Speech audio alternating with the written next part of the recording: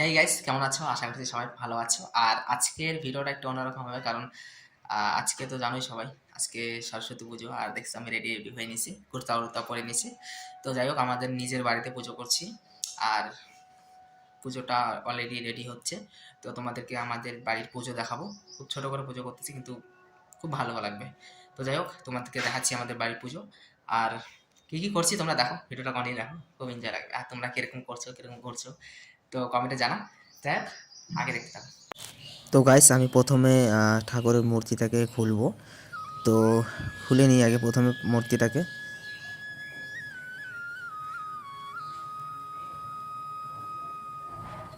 তো গাইস দেখতে পাচ্ছ কতটা সুন্দর লাগছে দেখতে, খুব সুন্দর মূর্তিটা লাগছে। তো সাইডে সুন্দর মণ্ডপটাকে সাজিয়েছি, দেখো কত সুন্দর লাগছে, খুব ভালো লাগছে আর কি। তো গাইস এখন আমি তোমার পঞ্চপ্রদীপটি জ্বালাচ্ছি।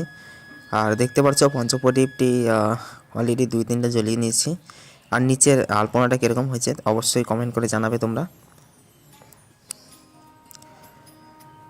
আর সুন্দর, খুব সুন্দর সাজিয়েছি এরকম নর্মালভাবে ছোট করে পুজো।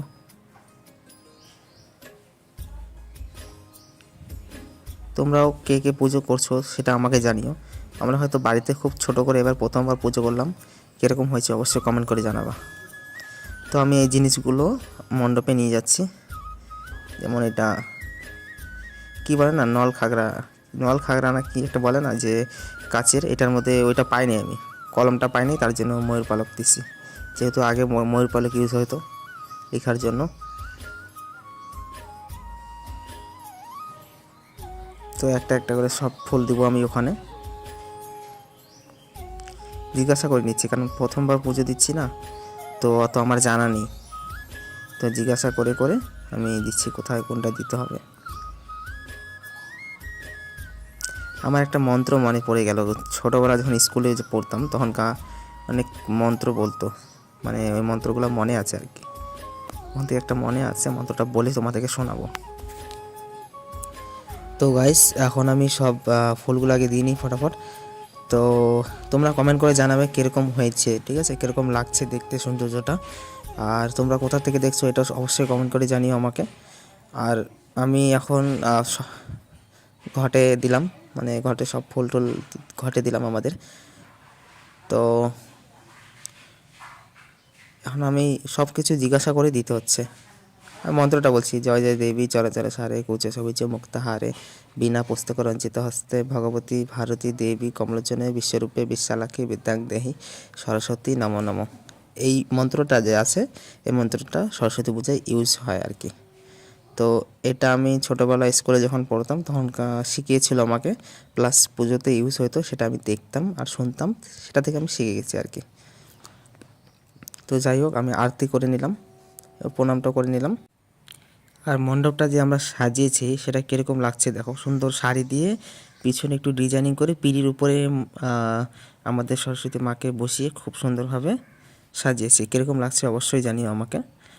আর খুব ছোট করে পুজো করলাম, এর পরের বার হয়তো বড় করে করব, কারণ প্রথমবার পুজো করছি, অত জানাও নাই কিভাবে করে। তো যাই হোক, ব্রাহ্মণ ডাকিনি, আমরা নিজেরাই পুজো করছি। এখন প্রণামটা করে নিয়ে।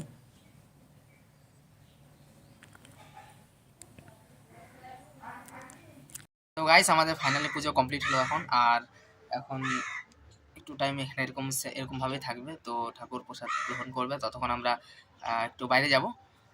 আর ততক্ষণ এর একটু পরে আমার তোমাদের সাথে আবার দেখা হচ্ছে। তো প্রসাদটা নিব একটু পরে। তো আগে এখানে পুজো হয়ে নিক, তো একটু পরে আবার দেখা হচ্ছে তোমাদের। তো গাইস, আমাদের পুজো পুরো কমপ্লিট আছে। আর দেখতে পাচ্ছ আমি প্রসাদ নিয়ে নিয়েছি, আর তোমরা খাবা নাকি? তোমরা নাও। এখানে প্রসাদটা দেখে নিয়েছে, চাল প্রসাদ আছে, আর এখানে আছে লাড্ডু। আর এখানে সবাই জানে এটা কুল, এটা হলো মৌসুমি, কমলা লেবু আর আপেল। তো যাই হোক, আমি প্রসাদটা গ্রহণ করি। তো কোথাও কোথাও তোমরা পুজো করছো, কিরকম পুজো করলা কমেন্টে জানাও। আর ভিডিওটা ভালো লাগলে কমেন্টে এসে জয় মা সরস্বতী লিখে দিও। আর একটা সাবস্ক্রাইব করে দিও, আর প্রচুর শেয়ার করে দিও। চলো টাটা, সবাইকে শুভ সরস্বতী পূজার আন্তরিক প্রীতি ও শুভেচ্ছা। আর ভিডিও আমি এখানে অ্যাড করছি। চলো টাটা, বাই বাই।